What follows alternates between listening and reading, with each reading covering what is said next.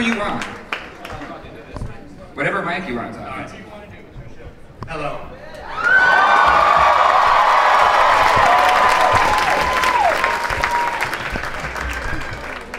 Let me say that you are in for a treat, because I have recently watched a lost episode with 1,800 people, and it's not like in your living room. It's way better. Because you all get the jokes, you get the ironies, you get whenever a face from the past shows up. It's pretty great. The problem is that the actors on screen don't hold while you have your big reaction. You're gonna miss out on a few things, but it's all right. I know you're gonna watch it later anyway. It's not like a sitcom where the people come on, they pause and wait. No holding for laughs. So have you seen the final episode? You just came from Kimmel. Didn't they show the final episode for everybody there? They did. Over at Kimmel, they have how many hundred people locked down all day? They had to sign away their lives for 11 hours or something. Wow. No spoilers, no spoilers. I haven't seen it. Oh, okay, so you still haven't seen it. I worked on it, but I haven't seen it. Were you happy the way it ended? I'm delighted with the way the Ben storyline ends. It couldn't have been better. For years I've been thinking, what's the right way to go out? And I thought about different weapons, you know. But, well, you'll see tonight. It's true to the story, it's true to everything you understand about Ben, and it's in between. So what was your, because it's already filmed, everything's already done, so what was your experience on the last episode? I mean, like, what was it like? It was really hard work. It's, not only is it emotionally fraught, but it's violent, and everything is in extremis. You know, you can't just play a scene. You have to be deluged with rain while you're playing the scene.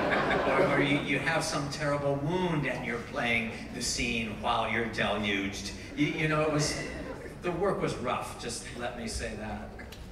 Well, yeah, I must say I enjoyed the fact in the Flash Sideways world, Ben got to get beat up again. Like he needed that. Yeah. I said when you're making a citizen's arrest, you need to be a little tougher.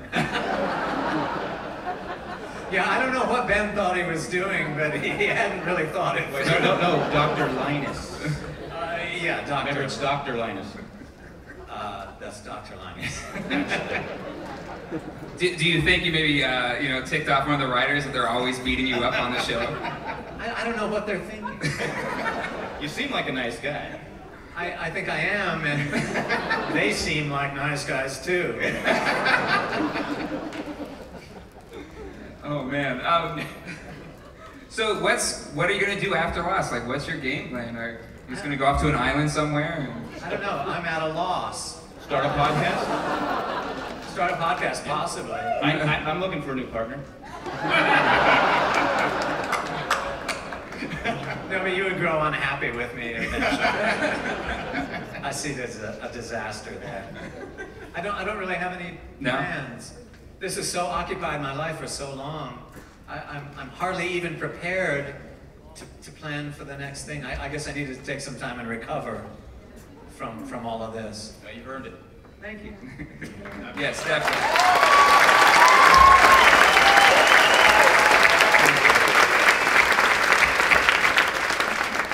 One last question for me before we go to the audience.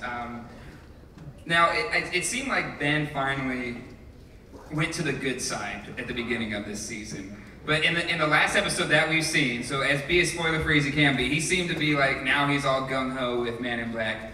Or it seems like he may be planning something since he gave Miles the walkie-talkie. What was that like for you? Like, did you feel like, oh, I'm gonna be, I'm redeemed? Or were you always expecting like, oh, maybe he's gonna go back to his old ways? I don't even think about those things. No. I just think, Ben is capable of expressing enthusiasm for a job that even he doesn't want. And I think when he sat down on the porch, he waited for his own death. And since it didn't present itself immediately, then he began to scramble again and made the best deal he could think of in the moment. And actually, it wasn't a completely unattractive deal. You know, he's accustomed to collateral losses.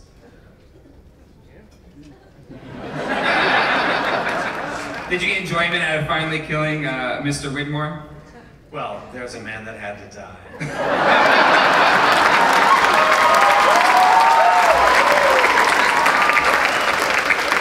I mean, there are characters like Ben and you think, oh, I don't know, but Widmore, you know.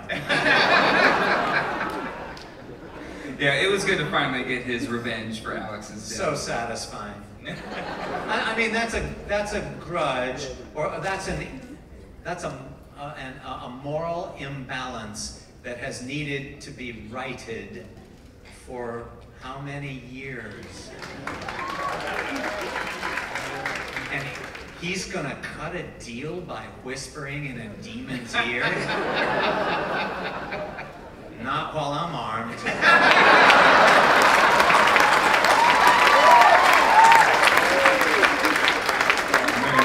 Jack, do you have any more questions? Okay.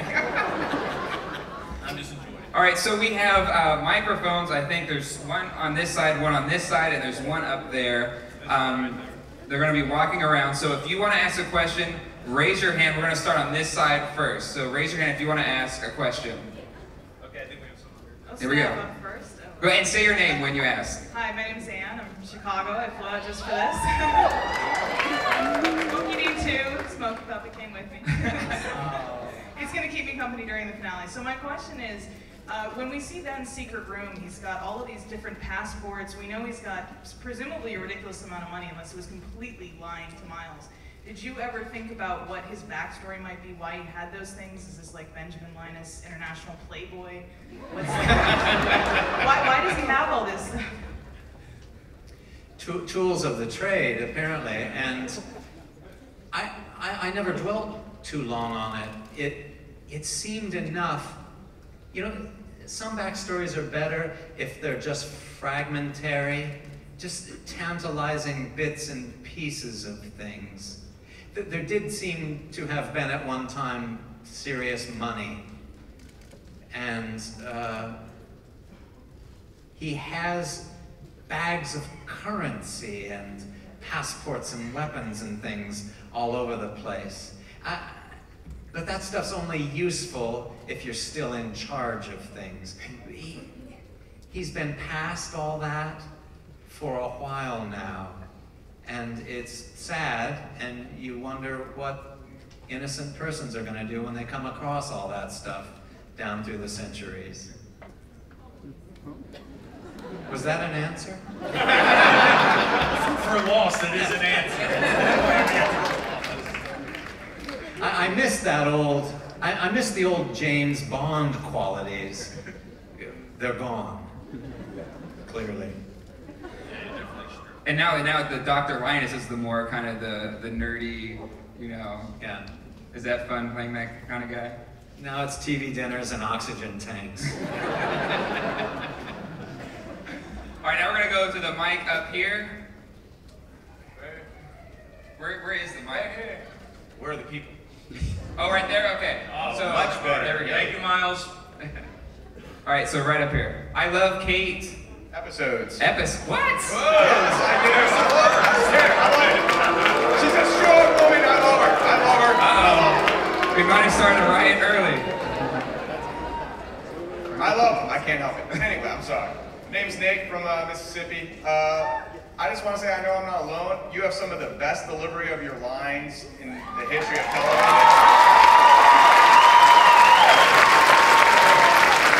Destiny is a big old, you know, the rest of it. And most of those are with Terry O'Quinn. When you guys are working together, how much of it is rehearsed with, hey, maybe if I deliver it this way, I'll go this way with it? Or is it all kind of, what's that process? We do work it out. You know, it's a long day. Even for a short scene, it's a long day. And you do have a little, for the lack of a better word, a little rehearsal before they start filming. You know, you come in and you mark it out. You know, where are you going to come in? Okay, if you're going to sit there, then I'm going to sit here. You do that stuff. It's just elementary. But you hope that in the process of arranging the action, that you also arrange it in such a way that it's meaningful, and you arrange it in such a way that it gives you the space or the ammunition for the scene to catch fire later when the cameras are rolling and you're really in it. So if it's important that you be close to one another for purposes of danger or a threat or whatever, then you see to it that that happens. Those kinds of things. I mean, one of the things you miss at first when you do camera work is you miss a long rehearsal like you have in the theater. But what I found is we do so many takes, I try to make the takes be my rehearsal period. So that by the time late in the day when they get around to your close-ups, you've worked it all out in your head. And you've thrown out all your early bad choices and you've settled into the good stuff.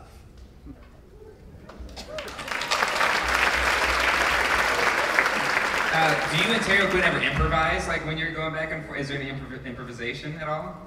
No, we're pretty strict about Yeah. staying with the writing. That's not negotiable on Lost, at least. I hear about shows where it is negotiable, but then it's a little chaotic, I would say. I would rather know that we are going to stick exactly to this script, because brighter men than we have taken some trouble to write it. So let's figure out how to make this set of words work.